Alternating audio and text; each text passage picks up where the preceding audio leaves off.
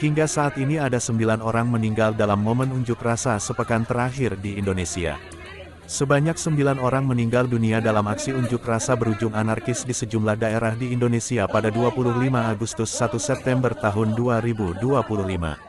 Aksi unjuk rasa itu masih belum berakhir, di mana pada hari Selasa tanggal 2 September tahun 2025, massa dari Badan Eksekutif Mahasiswa (BEM) seluruh Indonesia akan menggelar aksi unjuk rasa.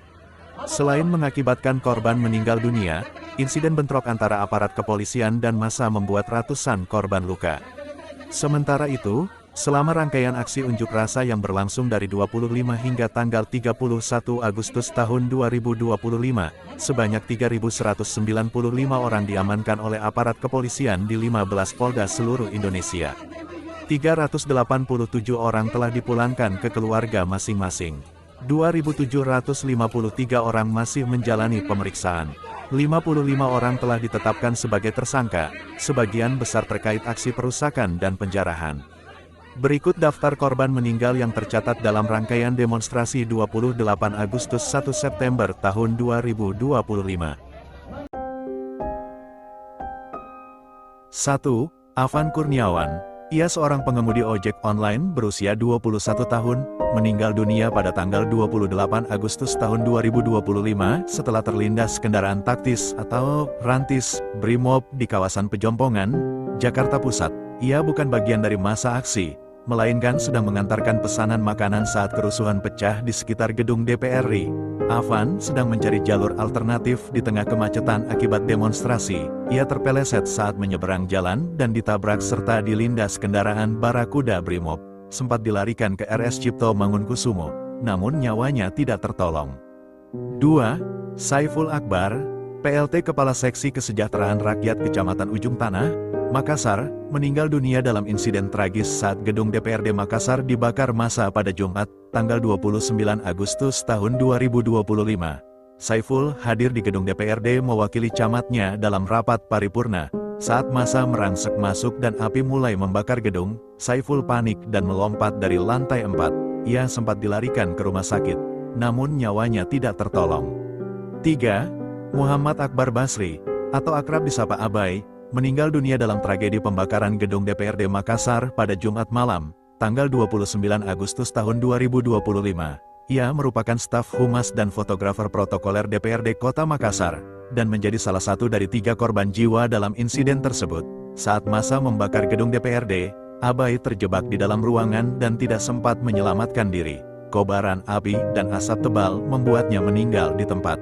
Jenazahnya ditemukan hangus terbakar setelah api berhasil dipadamkan.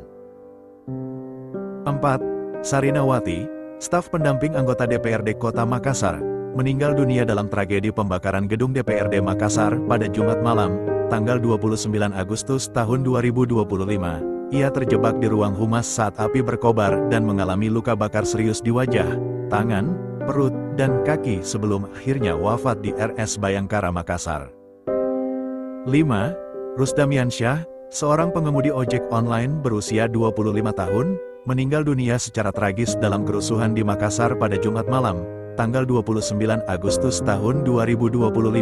Ia tewas setelah dikeroyok massa di depan kampus Universitas Muslim Indonesia, UMI, Jalan Urip Sumoharjo. Rusdamiansyah, yang akrab disapa Dandi, keluar rumah sekitar pukul 17.30 waktu Indonesia Tengah. Ia dituduh sebagai intel oleh sekelompok demonstran yang sedang melakukan aksi. Massa menyerangnya secara brutal, menyebabkan pendarahan otak dan retak tulang tengkorak. Dandi sempat dirawat di RSUP Kemenkes Makassar, namun nyawanya tidak tertolong.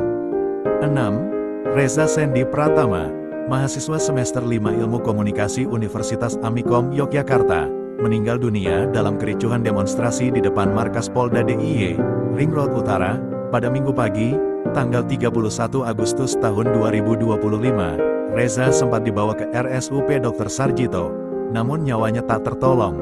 Ayahnya, Yoyon Surono, menemukan luka-luka mencurigakan saat memandikan jenazah. Leher kiri diduga patah, perut kanan terdapat bekas pijakan sepatu PDL, luka lecet di tangan, kaki, punggung, kepala bocor, dan bekas sayatan. Hingga kini, keluarga belum menerima penjelasan resmi terkait penyebab pasti luka-luka tersebut. 7. Sumari, Seorang penarik becak berusia 60 tahun di Surakarta, meninggal dunia dalam gelombang demonstrasi yang terjadi pada tanggal 29 Agustus tahun 2025. Ia bukan peserta aksi, melainkan warga biasa yang terkena dampak langsung dari kericuhan. Sumari sedang tidur di becaknya di pinggir jalan saat demonstrasi berlangsung. Ia terkena paparan gas air mata yang ditembakkan aparat untuk membubarkan massa. Diduga mengalami serangan jantung dan kambuhnya asma, sehingga nyawanya tidak tertolong. 8. Andika Lutfi Falah, pelajar kelas 11 SMK Negeri 14 Kabupaten Tangerang, meninggal dunia setelah mengalami luka berat dalam kerusuhan demonstrasi di kawasan gedung DPR MPR RI, Jakarta, pada Kamis, tanggal 28 Agustus tahun 2025. Andika pamit kepada keluarga untuk pergi ke sekolah seperti biasa. Tanpa sepengetahuan orang tua, ia ikut aksi demonstrasi di Jakarta. Ia mengalami benturan benda tumpul di bagian belakang kepala, menyebabkan koma, sempat dirawat intensif di RS Dr. Minto Harjo, namun meninggal dunia pada Sabtu, tanggal 30 Agustus tahun 2025. 9. Iko Julian Junior, mahasiswa Fakultas Hukum Universitas Negeri Semarang, UNES, Angkatan 2024, meninggal dunia pada Minggu, tanggal 31 Agustus tahun 2025, dalam kondisi yang memicu kejanggalan dan pertanyaan publik. Pada Sabtu, tanggal 30 Agustus, Iko pamit kepada ibunya untuk pergi ke kampus mengenakan baju PDHDPM dan membawa jas alma mater. Ia sempat memberi kabar bahwa akan menuju Polda Jateng untuk menjemput teman yang ditahan usai aksi demonstrasi. Pada Minggu pagi, Iko ditemukan dalam kondisi kritis dan diantar ke RSUP Dr. Karyadi Semarang oleh kendaraan Brimob. Ia mengalami kerusakan limpa dan pendarahan hebat, lalu menjalani operasi. Sebelum meninggal, Iko sempat mengigau, berkata, "Ampun Pak, tolong Pak, jangan pukulin saya lagi." Sebanyak 9 orang meninggal dunia, namun aksi unjuk rasa masih tetap berlangsung. Rencananya, pada hari ini, akan digelar gelombang demonstrasi bertajuk Indonesia C. Emas Jilid 2. yang digagas oleh Aliansi BEM Seluruh Indonesia, BEMSI. Gerakan ini menyuarakan 11 tuntutan utama yang mencerminkan keresahan publik terhadap arah kebijakan negara, terutama menyangkut isu demokrasi, militerisasi, dan keadilan sosial. Mari kita doakan, semoga almarhum dan almarhumah husnul khotimah dan diterima di sisinya. Amin.